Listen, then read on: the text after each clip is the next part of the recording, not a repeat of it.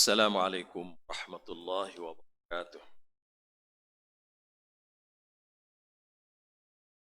Allahi nahmaduhu wa nasta'inuhu wa nastaghfiruh. Wa na'udzu billahi min shururi anfusina wa min sayyiati a'malina.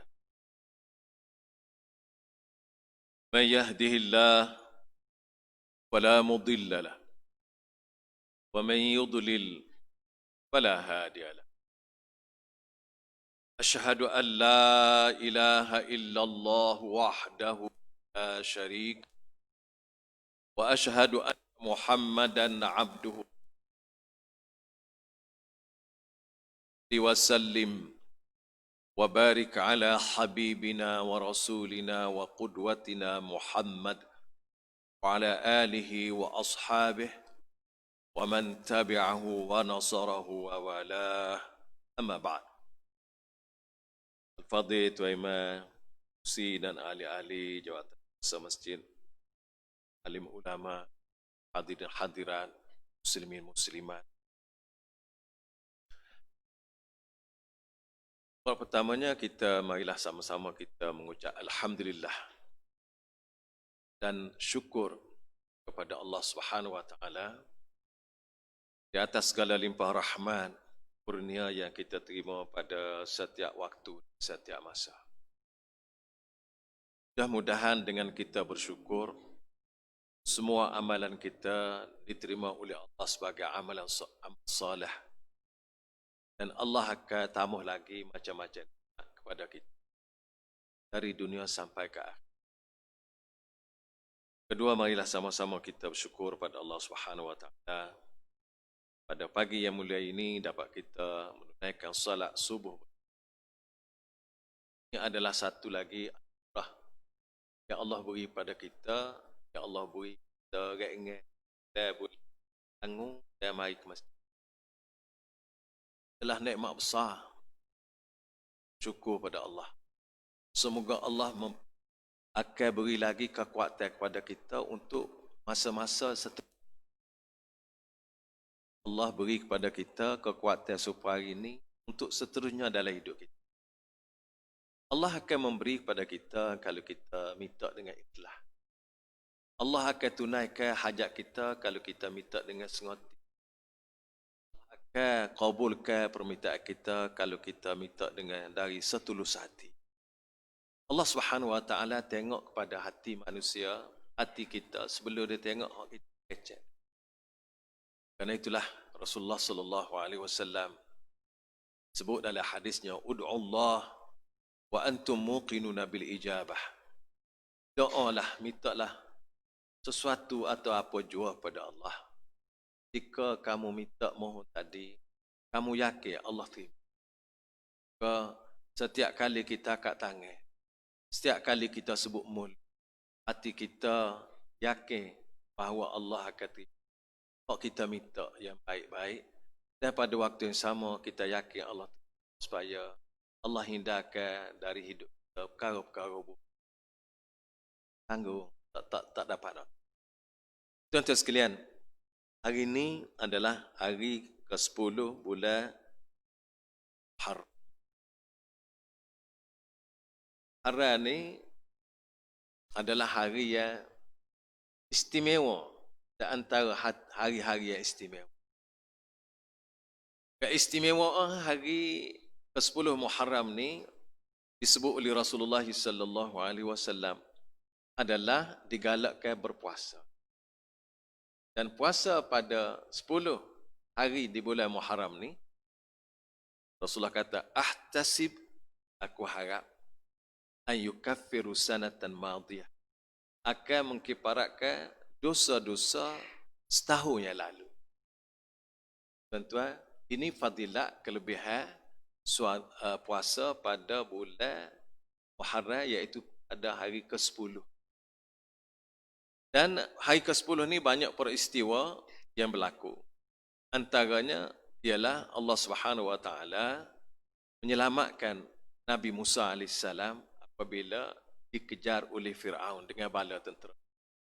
Kita semua tahu bahawa Allah Subhanahu Wa Taala memerintah Nabi Musa meninggalkan kampung halaman dan keluar daripada bumi Mesir yang telah diasak dan dikepung oleh Firaun.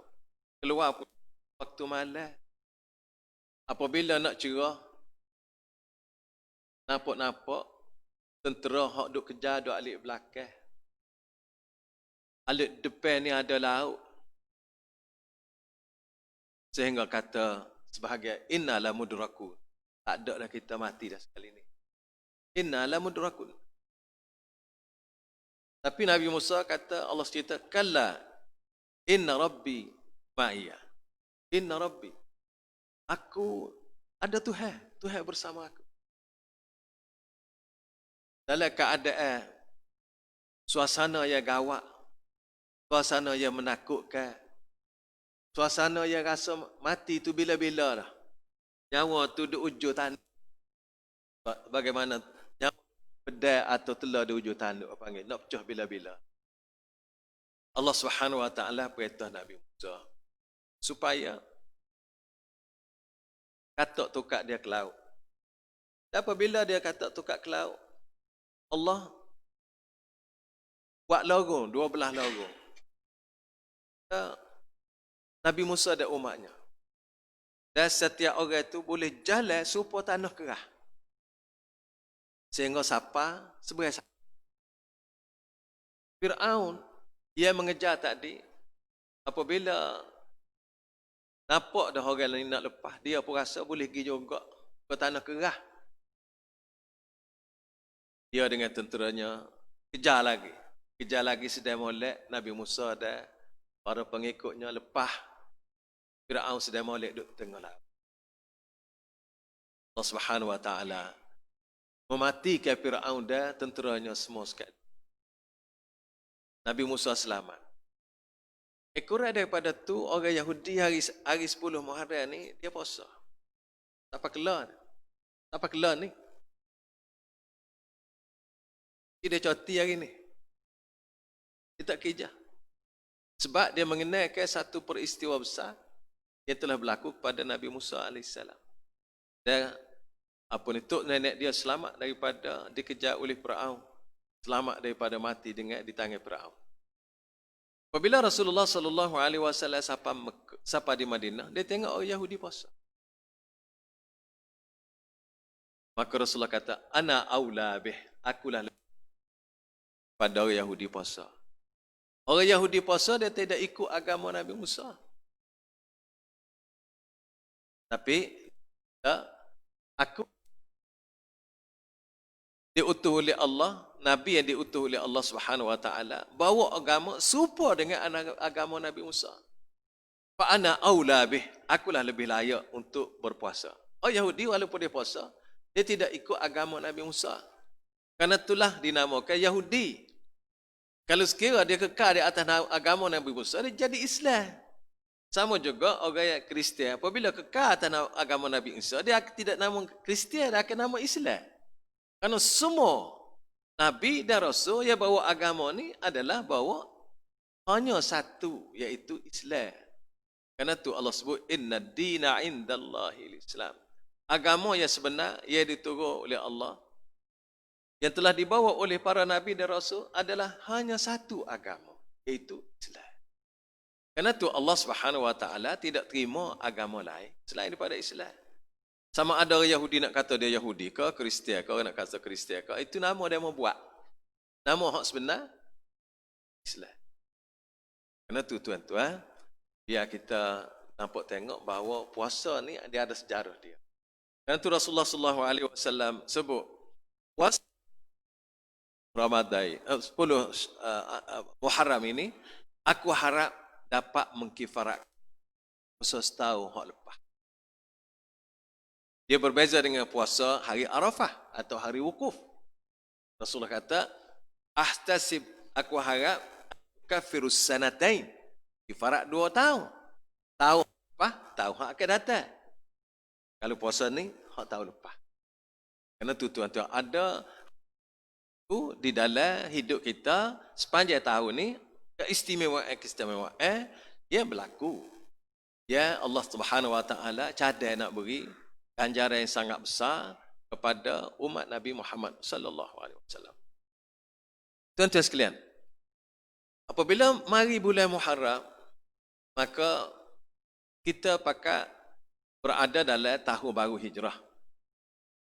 Tahun ni tahun baru hijrah, tahun hijrahnya ialah 1442. Ini adalah tahun kalender Islam. Tahun hijrah ni bermula pada masa pemerintahan Sayyidina Umar radhiyallahu anhu. Semasa Sayyidina Abu Bakar dan semasa Rasulullah sallallahu alaihi wasallam belum ada tahun hijrah ni. Berlakunya tahun hijrah ni ialah ekoran daripada surat menyurat yang berlaku di antara Sayyidina Umar dengan para gubernur dia daripada seluruh pelosok negara. Kebiasaannya gubernur-gubernur atau surat-surat ditulis kepada khalifah atau sebaliknya daripada khalifah kepada gubernur atau di antara siapa sahaja. Dia sebut hari dan bulan. Hari dan bulan. Hari gapo, bulan gapo. Seperti hari ni, hari 1 bulan Muharram. 10 hari bulan. Hari 1, 10 hari bulan Muharram. Tahu? Tak. Apabila gitu surat ni terlalu banyak, maka jadi satu kesusahan kepada pentadbiran. Tahu? Tahun lepas kau, tahun ni kau, tahun sebelum kau, atau bagaimana? Tak tahu. Maka timbullah satu pemikiran, kita ni nak buat tahu lagu mana. Tahunnya ada, tahu hak guna tu ada sebelum ni, tapi Sayyidina Umar tak si. Tahu mana? Tahu hak kita sebut Mesihi itu. Tak tahu Mesihi itulah, hak kita sebut Mesihi. Tapi orang Arab dia sebut Miladi. Tak apalah hak tu. Tahu tu ada dah. Bukan tak ada. Ada tahun dia. Orang putih ada tahu. Bukan tak ada tahu nak buat, tapi Sayyidina Umar tak sih buat. Ikut tahu. Tak kena, tak boleh. Maka para sahabat punya bicar, kita nak letak bila nak tahu kita ni. Maka apabila dalam perbincangan itu macam-macam pendapat. Okay? Atau diberi pandangan, ada yang mencadangkan tahun ni mula dengan Nabi beranak. Bagaimana tahun kita guna ni ialah Nabi Isa beranak. Tahun miladi.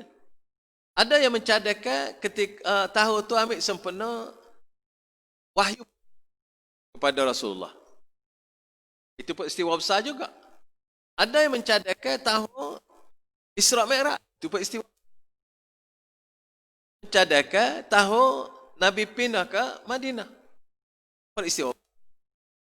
Ada mencadangkan Nabi wafat. Ambil situ. Setelah berbicara macam-macam pandangan dan juga hujah-hujah, akhirnya bersetuju. Dia ambil tahun hijrah ni, tahun hijrah. Bulan Muharram. Sendirinya hijrah bukan pada bulan Muharram. Dia berhijrah pada bulan Rabiul Awal. 2 bulan selepas bulan Muharram. Kita Muharram, Safar. Apa yang mari letak? Bulan Muharram. Tidak Rabiul Awal. Sebabnya ialah Nabi pacak. Pacak mula hijrah ni ialah Nabi perintah kepada sahabat pergi pada bulan Muharram. Walaupun Nabi sendiri hijrahnya pada 12 Rabiul Awal. Jadi para sahabat telah membuat rumusan, maka kita jadikan bulan Muharram inilah, kerana di sinilah bulan yang Nabi perintah untuk semua para sahabat bermula hijrah. Maka telah ni Muharram sebagai tahun hijrah. Lihat, kita guna ni dalam hidup kita sejak Sayyidina Umar sampailah kelala ni. Cuma dia timbul. Kalau kita duduk negara Arab, kita berasa guna tahun hijrah. Kita tak guna tahun ni. Tahun hari-hari bulan hak kita guna skala ni. Kalau kita duduk negara Arab. Tapi apabila kita klik ke negeri kita ni, kita tak terguna tahu hijrah, kalender hijrah. Ada sepuan ini ada untuk tengok waktu semaya. Tapi dalam kira-kira harinya, kalau orang tanya hari ni berapa bulan? 29. Secara jujur. Secara jujur kita kata hari ni berapa bulan? 29. Cara orang kata, kalau dalam kecek, hari ni 10 hari bulan. Cara orang sebab kita. Hanya kebetulan hari ni orang pakai sebut kerana 10 Asyura. Kita juga kalau nak puasa, bila kita nak puasa? Bulan 5 ni. Orang tak sebut bulan. Orang tak sebut mari Ramadan. Ramadan tu berapa? Kita bila satu Ramadan kita ni? Tapi hari ni 20 hari bulan. Satu Ramadan bila? Orang tak ingat. Ingat tahu hak kita guna lah ni. Kita juga kena raya haji. Baru ni baru kita raya haji. Bila raya haji? Sebenarnya raya haji ni 10 Zulhijjah. Tapi tak pergi situ. Raya bulan kita hak biasa tu. Maknanya kita telah lari atau jauh daripada tahu kita sendiri. Setelah kita dijajah oleh penjajah. Kita tak berasa je kita ni masih dijajah. Kecil hari bulan bukan kecil. Tapi walaupun besar, merdeka dan insya-Allah esok, lusa nak sambut merdeka. Tapi tahu hijrah tak ingat juga sambut merdeka pun. Mana tuan-tuan? Kita tak ingat kata hijrah. Sedangkan hak ni lah di kita. Hak ni hak kita. Karena tu kita secara tidak sedar telah diasak, dididik, dipaku oleh penjajah sehingga hak kita sendiri kita tak cara. Dan kita rasa tak apa. Dia mari, tak apa, tak ada satu. Tak guna tahu hijrah, ingat mari puasa kat kita pakai puasa. Memang betul tu. Tapi tahu kalender adalah identiti kita. Karena tu tuan-tuan, banyak perkara dalam hidup kita sebagai orang Islam ni kita semacam tidak terjaga atau tidak terguna atau kita rasa tidak penting. Tuan-tuan sekalian, ambil nak sebut sikit hijrah ni pada hari ni. Walaupun tuan-tuan biasa dengar belaka. Hijrah ni adalah bahasa yang sangat mudah kita sebut.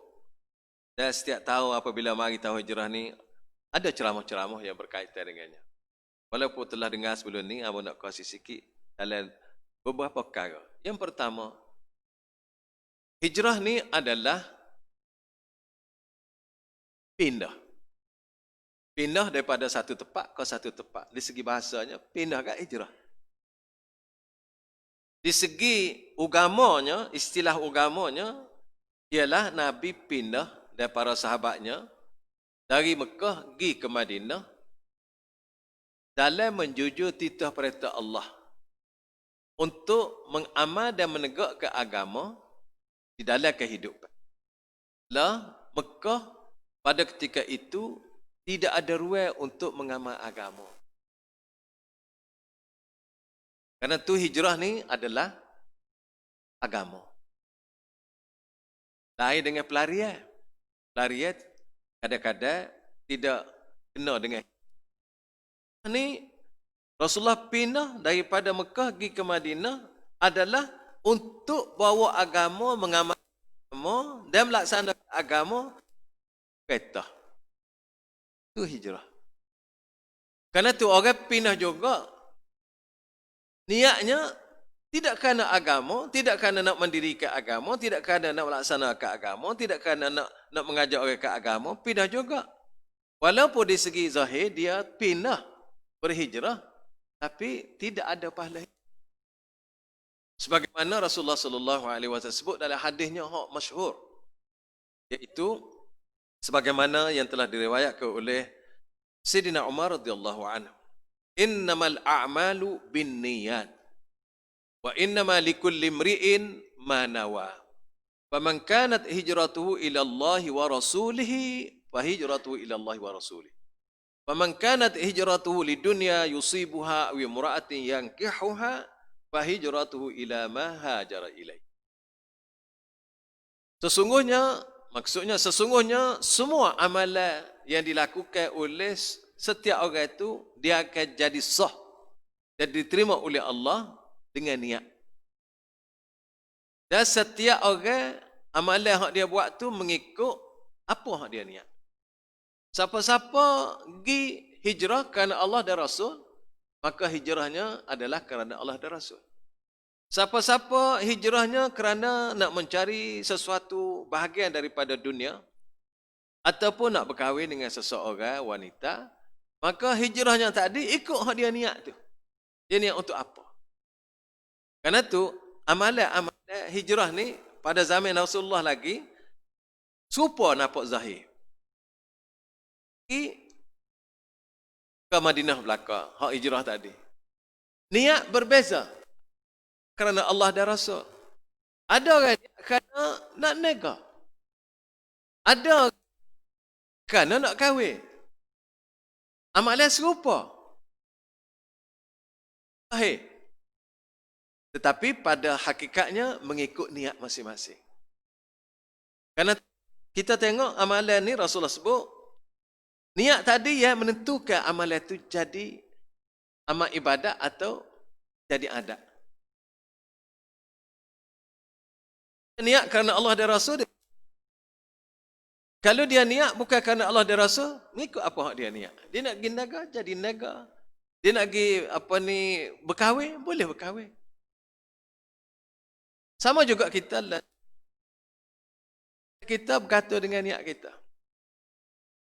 Sebagai contoh, orang lalu masjid kita dekat jalan raya. Orang lalu singgah masjid. Ada orang lalu singgah masjid kita, dia nak mayat. Lalu, dia nak berehat. Kedua-dua tu mungkin masuk dalam masjid belakang. Kalau nak mayat pun, dia masuk. Berehat pun masuk masjid. Mereka duduk. Dua-dua duduk cengok. Orang tu masuk, duduk dalam masjid, dia nak iktikaf. Jadi ibadat. Hak yang kedua masuk dalam masjid, duduk cengok juga. Nak berehat? Boleh berehat. Tapi tidak jadi ibadat, tidak jadi iktikaf. Itulah kedudukan ni zakat amalan-amalan kita daripada hak adat kebiasaan jadi ibadat. Kemudian dia boleh berbagai niat. Sebagai contoh, kita duduk di rumah, kita mari ke masjid. Niat ialah nak sembahyang. Niat kita, kalau ada peluang, ada orang ngajar, kita nak ngaji. Dua. Niat kita juga boleh mengeratkan hubungan silaturahim orang sesama tempat kita. Yang keempat, nak jumpa dengan saya hak mudah jumpanya, hak pesen mudah jumpa tempat kita di masjid. Berapa niat dia boleh niat? Setiap niat tadi sahaja amalan. Selain amalan jadi ibadat dan bukan ibadat, maka satu amalan itu juga boleh dapat niat, maka Allah beri setiap ganjaran dia tadi. Kerana itu tuan-tuan, niat ni sangat mudah kerana dia tak kena gerak. Duk congok saja pun boleh. Dan tidak perlu kecek, tidak perlu buka mulut, tidak perlu gerak tangan dan sebagainya. Niat ni dalam hati kita. Apabila kita niat yang betul dengan Allah Subhanahu Wa Taala, maka diterima sebagai amal yang soleh. Malah niat kita nak buat kebaikan, Allah telah suruh malaikat tulis dah. Sebagai contoh, kalau kita niat aku nak bangun semaya sebelum subuh ni nak semaya boleh 2 rakaat. Tapi tiba-tiba tak sedar. Yang subuh dulu baru sedar. Maka dengan niat yang soleh tadi, Allah jadikan kita sebagai amal ibadat. Walaupun tak buat. Tak buat lagi, tak ada buat apa. Tak ada maya dah subuh mari. Cuma kita nak masuk masjid. Nak mai ke masjid. Aku ni pergi ke masjid nak mai sunat tahiyatul masjid. Ada niat. Kalau dia lagi nak semaya sunat sebelum subuh. Kita niat. Gitu. Rumah kita. Tiba-tiba mari orang komat. Tak ada dah. Dua-dua tadi lepas belakang dah. Nak mai sunat tak boleh dah. Allah Subhanahu Wa Taala tulis ni. Tulis sunat tahiyatul masjid. Sunat sebelum subuh. Sebab apa? Itu kedudukan niat ni sangat hebat dalam kehidupan kita. Dan niat ni, kerana tu amalan kita ni ada 4 bahagian. Yang pertama, amalan hati. Termasuk niat tadi. Masuk beriman dengan Allah. Ni amalan hati. Ikhlas, amalan hati. Semua nak tawakal, amalan hati. Takut, amalan hati. Gerung, amalan hati belakang. Amalan lidahnya, mulutnya, cakap, baca Quran, istighfar, royak benda baik, larai benda buruk. Itu amalan tasbih, tahmid, tahlil, istighfar. Itu amalan mulut. Amalan tubuh badannya, kita semaya, diri, rokok, sujud. Kita juga pergi umrah, semaya, rokok, rujuk. Dan selain daripada amalan 3 tadi, amalan dengan harta. Harta kita jadi juga ibadat. Kita beri kat orang, kita sedekah, kita infak, berbagai-bagai kita derma. Itu amalan dengan harta. Jadi tuan-tuan, salah satu bahagian yang paling mudah dalam hidup kita ialah amalan hati. Karena itulah Rasulullah SAW minta supaya kita betul hati. Agar atau supaya hati kita ni jadi hati yang mulia di sisi Allah Subhanahu Wa Taala. Tuan-tuan sekalian, hijrah Rasulullah SAW ni bukan perkara. Hijrah Rasul ni bukan satu perkara baru. Malah boleh kata semua para Nabi dan Rasul hijrah. Nabi yang mula-mula ialah Nabi Adam. Orang pertama di dunia ini adalah Nabi Adam. Nabi Adam pun hijrah. Nabi Adam berhijrah daripada syurga mari ke dunia. Dengan hikmat dan tujuan Allah telah buat untuk memakmurkan dunia ni. Allah Subhanahu Wa Taala buat mari Nabi Adam ke dunia ini pada ketika itu tak satu kemudahan kecuali alam semesta yang dilengkapkan dengan berbagai perkara. Dan siapa kelala ni adalah kita anak cucu Nabi Adam memakmurkan dunia. Nabi Adam tak ni. Karena itu Allah Subhanahu Wa Taala. Begitu juga Nabi Nuh hijrah. Para Nabi ni tuan-tuan, selepas ada ni, semua Nabi boleh kata hijrah. Dan Nabi ni berhijrah, maka bahaya kepada penduduk setempat dia, hak dia tinggal. Kalau Nabi ni tubik daripada bahaya. Sebab kita tahu sebab setuh tadi, apabila Nabi Musa tinggal Mesir, keluar daripada Mesir, maka malapetaka berlaku pada Fir'aun dan tenteranya. Mati belaka. Itu juga apabila Nabi Nuh tubik daripada kapal dia, meninggalkan kapal dia. Kapal kena serabat. Apabila Nabi Lut tubik daripada kapal dia, Allah Subhanahu Wa Taala perintah malaikat balik buat. Apabila Nabi Saleh keluar daripada kapal dia, Madainus Saleh, maka semua rakyat dia, kaum dia mati bergelipangan dengan bala yang telah diturunkan oleh Allah dengan amat dahsyat. Karena itu tuan-tuan, apabila Nabi ni berhijrah, maka bahaya kepada tempat dia. Hatta kita tengok sehingga Rasulullah SAW berhijrah ke penduduk Mekah. Apabila Rasulullah hijrah ke Madinah, pada tahun kedua berlaku perang Badar. Tidak perang Rasulullah nak kapilah Abu Sufyan. Dia balik daripada Syam. Tapi Abu Sufyan ni dia tahu khabar Rasulullah nak pergi sekat dia tadi, dia letak ikut jalan lain. Pada waktu yang sama dia hantar maklumat tu kepada orang-orang Mekah bahawa sahabat nak sekat dagangan dia. Maka orang Mekah, dan apabila marah tu lekatkan dengan segala tentera, bala tentera yang lengkap, yang hebat, 1000 tentera yang berkuda dengan pasukannya cukup lekat sebagai satu tentera yang hebat. Dan boleh kata hampir ke semua pemimpin Mekah yang menentang Rasulullah, yang sangat-sangat menentang Rasulullah, tobik belakang. Tobik belakang pergi ke Badar. Mana habis Allah buat tobik belakang ada mana? Apabila pergi sana, belakang rekahnya, hak penentang Rasulullah semasa di Mekah ni mati belakang. Mati di Badar. Kerana tu cuma Rasulullah ni kepada Allah Subhanahu Wa Taala. Supaya Allah tidak akan mengenakan bala ni kepada umat dia sebagaimana Allah buat kepada umat-umat terdahulu. Apabila Allah murka kepada umat terdahulu, dia peranak belaka, dia buai belaka. Rasulullah sallallahu alaihi wasallam minta dengan Allah, jangan buatlah supaya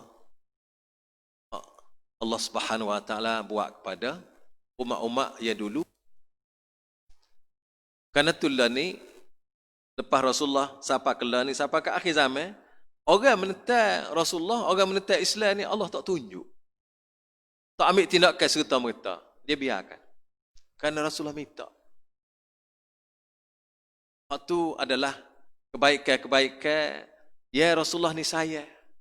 Saya dah ambil berat kepada umat dia. Waktu kita baca laqad ja'akum rasulun min anfusikum azizun 'alaihi ma anitun harisun 'alaikum bil mu'minina raufur rahim. Ayat ni ayat yang menceritakan Rasulullah ni ambil berat doa, saya doa. Nak doa kebaikan ni boleh kepada atau sampai kepada kaum dia, kepada umat dia. Dia rusinlah kalau umat dia ni susah. Dan kerana tu Rasulullah sallallahu alaihi wasallam dia sanggup membelanjakan apa yang ada pada diri dia. Dengan hartanya, dengan tenaganya, dengan nyawanya, dengan masanya untuk bawa Islam. Kerana dengan Islam inilah orang akan selamat. Dengan Islam inilah orang akan diterima oleh Allah amalan mereka. Dengan Islam inilah orang akan masuk surga.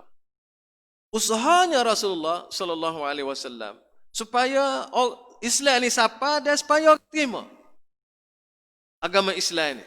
Kerana tu dia kita panggil sama malia dengan sia kerja untuk nyapa agama ni kepada seluruh manusia. Sehingga baginda ni orang nak bunuh. Bukan nak bunuh, memang buat kerja nak bunuh. Supaya Islam ni tak sapa kepada orang. Allah Subhanahu Wa Taala mengatur kehidupan Rasulullah sallallahu alaihi wasallam, dakwah dia, agama dia, setara mana, sekuat mana, sehebat mana rancangan musuh, tapi Allah Subhanahu Wa Taala dia akan tegak juga agama dia. Karena itu tuan-tuan, kita tengok Rasulullah dan para sahabat dengan sebab Rasulullah, para sahabat dan orang-orang selepasnya kita ni Islam. Siapa kita ni Islam? Ini adalah hasil hijrah. Hasil orang dulu hijrah. Orang dulu berhijrah ke tempat kita ni. Mari melalui ke China, melalui ke India, melalui daripada negara Arab. Mari ke tempat kita. Di samping ramai yang mari negara, ada orang mari menyampai agama. Dan orang negara tu juga sampai-sampai negara menyampai agama. Dengan sebab tu kita mari Islam siapa kita ni melalui hijrah orang-orang dulu. Sama ada mereka ni mari dengan berdagang ataupun memang mari nak mengajar agama. Waktu sebagaimana Rasulullah sebut, ikut niat masing-masing. Alhamdulillah. Ini berkat hijrah ni. Kita Islam ni adalah hasil daripada hijrah. Kadang-kadang kita tak berasa kalau kita tak kait. Mak ayah tok nenek kita payah nak pergi dulu. Tetapi orang dulu dia mari. Dia mari ke negara kita. Sama ada mari ke China, lalu ke China. Atau lalu ke India.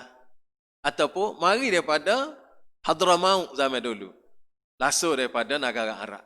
Tak kira lah mari ke mana pun. Alhamdulillah kita telah sapa Islam ke kita ni. Dan apabila kita sapa Islam ke kita ni, maka kita kena biar kita pakat berasa bersyukur kerana Allah pilih kita daripada hak ramai-ramai ni buyuk agama. Apabila Allah beri Islam kita, Allah nak masuk surga. Kau ni anak kau tidak Islam. Tak ada Islam, tak boleh masuk surga. Hak tu kaedah dia.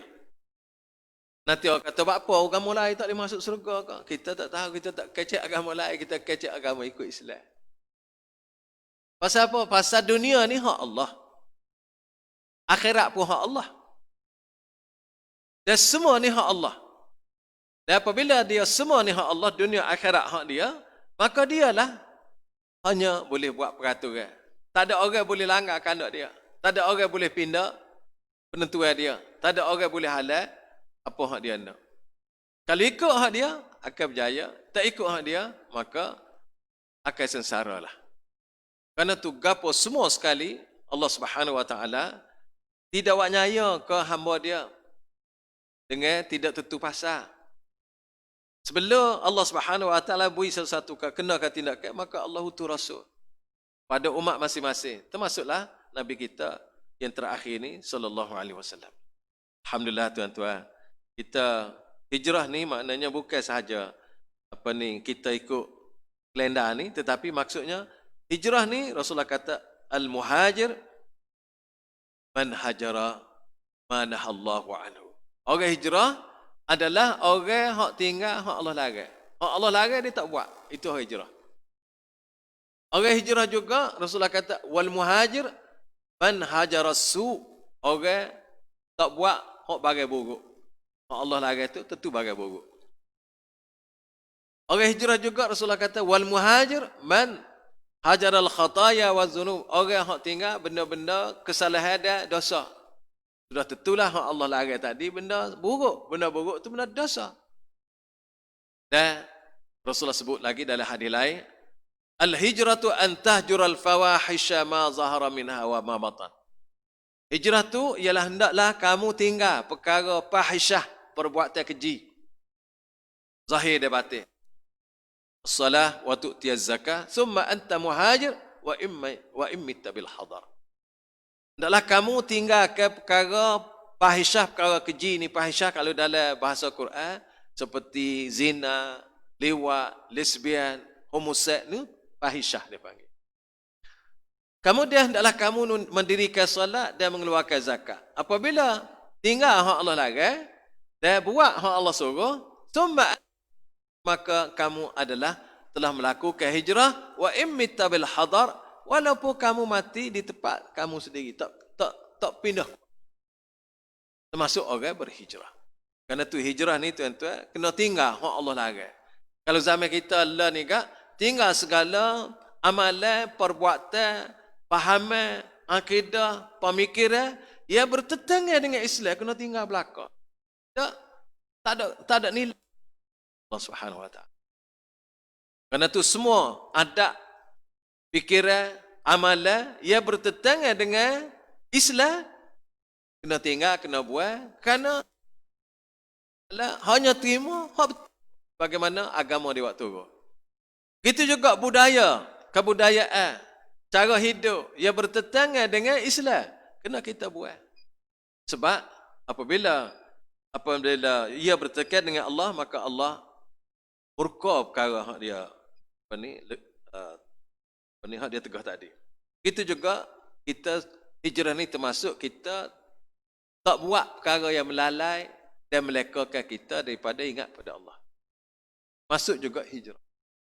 Kerana itu tuan-tuan, dengan sempurnanya ini 1442 ini, kita boleh menambahkan tingkat kita, dekatkan diri kita pada Allah Subhanahu Wa Taala yang baik.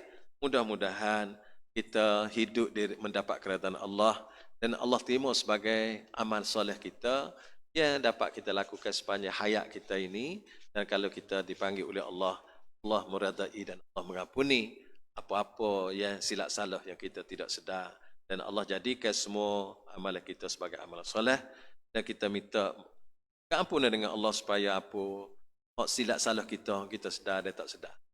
Untuk mak ayah kita, untuk nenek kita, anak-anak kita, pasangan kita, dan semua adik kakak kita, waris-waris kita, dan untuk semua umat Islam laki-laki dan perempuan yang telah pergi kembali menemui Allah dan juga yang masih ada di sini, kita minta Allah mengampun dan beri hidayah kepada kita. Masa setakat itulah perbincangan rekah pada pagi ini yang baik daripada Allah Subhanahu Wa Taala. Kalau ada salah silap itu adalah daripada kelemahan. Wallahu alam. Wassalamualaikum warahmatullahi